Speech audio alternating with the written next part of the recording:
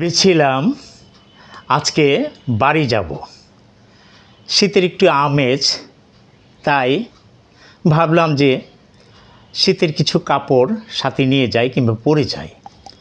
যখনই আপনার কোটগুলি দেখলাম যে এগুলি একটু লুজ হয়ে গিয়েছে, কোটটা আগের মতো আর গায়ে তেমন মানায় না, অর্থাৎ কোট তো বড় হয় নাই, আমার স্বাস্থ্য কমে যাওয়ার কারণে কোটগুলি খুব ঢিলেঢালি মনে হচ্ছে। টাইগুলি আগের মতো কলেজ যখন যেতাম তখন কখন কোন টাই পরবো, কোন কোট পরবো, কোনটার সাথে কোনটা ম্যাচিং করে পরবো আগেই গুছিয়ে রাখতাম। এখন আর সেভাবে গুছানো হয় না, যার জন্য টাইগুলি পরে আছে অযত্নে। টাইগুলি আর সেরকম পরা হয় না। যদি একটু বলি যে ইচ্ছা ছিল আপনার জাতীয় সংসদের নির্বাচন করে দেশ ও জাতির কল্যাণে নিজেকে নিয়োজিত রাখব। মাঝপথে যদিও এটা আটকে গিয়েছে, তবে আমি হতাশ নই এই জন্যে যে আল্লাহ যা কিছু করে ভালোর জন্যই করে, মঙ্গলের জন্যই করে। আমি আশা পোষণ করছি যে ইনশাআল্লাহ নিপীড়িত নির্যাতিত জনগণের জন্য আমার সংগ্রাম অব্যাহত থাকবে। আমি ইনশাআল্লাহ জনগণের কল্যাণে নিজেকে নিয়োজিত রাখবো সর্বদা। এই যে পড়ার টেবিল, সেটা এখন আর অগোছালো দেখতে পাচ্ছেন, সেটা আবার তেমনভাবে লেখাপড়া আর মনটা বসে না। তো অনেকগুলি বই লিখেছি, কিন্তু সেই লেখার প্রতি যে একটা আগ্রহ সেটা এখন আর আগের মতো তেমনটা নেই। আর কাপড়ের কথা যদি বলি, সিদ্ধান্ত নিয়েছি যে কাপড় আর নতুন কাপড় আর কিনবো না, কারণ আমার আত্মীয়স্বজন, পাড়া প্রতিবেশী, বন্ধুবান্ধব যারা আছে তারা সেলাই ছাড়া জীবনের শেষ যে কাপড়, সেই কাপড়টা দিয়ে আতর সুগন্ধি দিয়ে পরিয়ে 3.5 হাত মাটির নিচে চলে যেতে হবে। সেটি আমার জীবনের শেষ কাপড় হবে বলে আমার ইচ্ছা।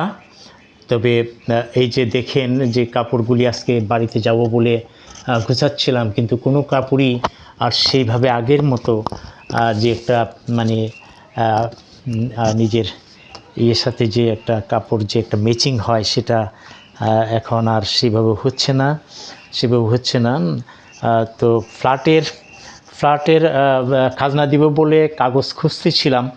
সেই কাগজ খুঁজতে গিয়ে দেখলাম যে আমার সার্টিফিকেটগুলো, যেগুলি আমার জীবনের অর্জন, যেমন ঢাকা বিশ্ববিদ্যালয় থেকে এমএসসি ডিগ্রি, জাতীয় বিশ্ববিদ্যালয় থেকে সাংবাদিকতায় স্নাতকোত্তর ডিগ্রি অর্জন, যেখানে আমি প্রথম শ্রেণীতে প্রথম স্থান অর্জন করেছিলাম। সেই জন্য তৎক্ষণিক তথ্য মন্ত্রণালয়ের যে ডিজি মহোদয় ছিল, উনি আমাকে একটা ক্রেস্ট উপহার দিয়েছে। এই ক্রেস্টটা, এই যে দেখেন, এই ক্রেস্ট পিআইবি থেকে, বাংলাদেশ প্রেস ইনস্টিটিউট, এখান থেকে এই ক্রেস্টটা দেওয়া। এরকম অনেকগুলি ক্রেস্ট রয়েছে, একটু ওই সবগুলি বিভিন্ন কর্মকাণ্ডের জন্য ক্রেস্টগুলি পেয়েছি। তো টুপি আমরা যদি দেখি, আমার টুপিগুলি এটার মধ্যে থাকে, টুপি আর হলো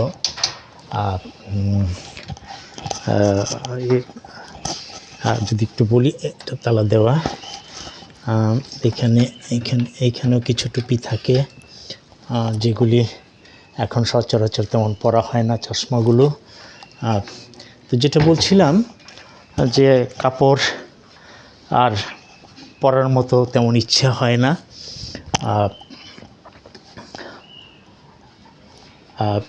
যেটা বলছিলাম যে আমার উন্মুক্ত বিশ্ববিদ্যালয় থেকে আমি মাস্টার অফ এডুকেশন ডিগ্রি অর্জন করেছিলাম। তো এই সার্টিফিকেটগুলো কোনো এক সময় এখনই মূল্যহীন, কোনো এক সময় আরও মূল্যহীন হয়ে যাবে। যেটা আলমারিতে স্থান পেত, সেটা কোনো এক সময় হয়তোবা শেয়ার দরে বিক্রি হয়ে যাবে। যেখানে কোটি টাকা খরচা হয় সার্টিফিকেট অর্জন করতে, সেখানে 30, 40, 50 টাকা কেজি দরে এই সার্টিফিকেটগুলি বিক্রি হয়ে যাবে। তো এটাই বাস্তবতা। এটা আমাদেরকে স্মরণ করিয়ে দেয় যে বাস্তবতা এটি। আমার লেখা কিছু বই, যেমন ছোটদের জিয়া, এই বইটা আমার লেখা। তারপরে যদি বলি যে আপনার মনোবিজ্ঞানের দৃষ্টিতে নিজেকে জানুন, এটা আমার লেখা বই। আরেকটা হলো ভালো ছাত্র হওয়ার কৌশল, এটা আমার লেখা বই। জিয়াকে দেখি, তোমার মাঝে জিয়াকে দেখি, এটা আমার লেখা বই। তারপরে একটা কবিতার বই আছে মানব জাতি, এই বইটা আমার লেখা।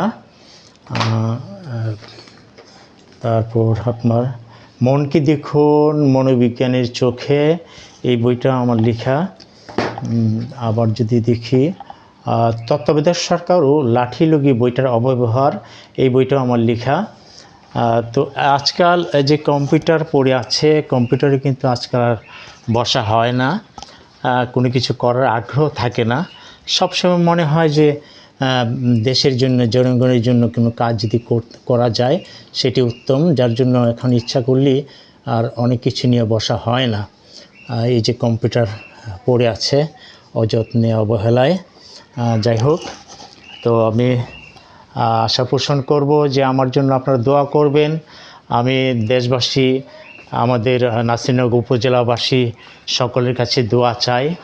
আপনারা আমার জন্য দোয়া করবেন যাতে আমি সবসময় মানুষের পাশে থেকে মানুষের কিছু কাজ করতে পারি, জনসেবামূলক কিছু কাজ করতে পারি। টিভির খবর তেমনভাবে এখন আর দেখা হয় না। এই যে টেপটা পড়ে আছে সেটাও আগের মতো দেখার আগ্রহ থাকে না। বিভিন্ন কিছু মিলিয়ে আসলে জীবনের এই যে রক্তাক্ত 36শে জুলাই, এই বইটাও আমার লেখা। রক্তাক্ত, এটা 2024 যে গণ অভ্যুত্থান হয়েছে, সেই গণ অভ্যুত্থানকে নিয়ে এই বইটা আমার লেখা। তো আপনারা এই বইটা পড়লে এই 24-এর যে গণ অভ্যুত্থান হয়েছে সেখানের অনেক কিছু জানা যাবে।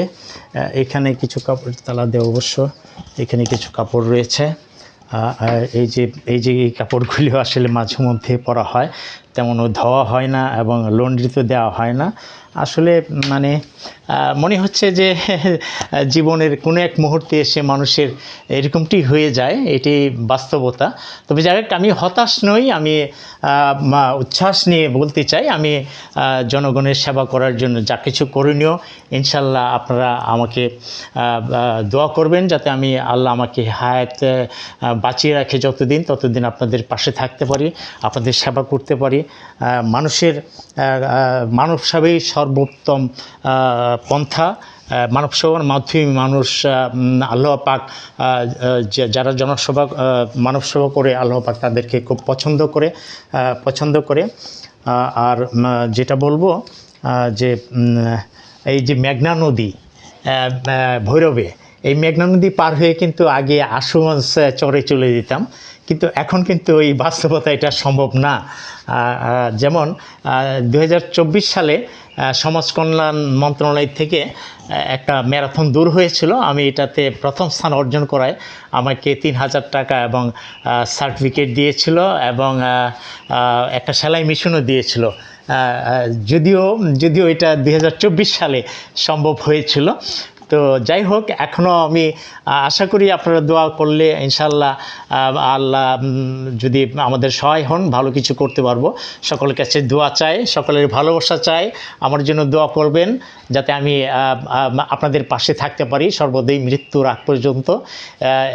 এই বলে আমি আপনাদের কাছে মানে সর্বশেষ যে মেসেজ সেটা হলো মানব সেবায় নিজেকে উৎসর্গ করেই মানবতার ধর্ম।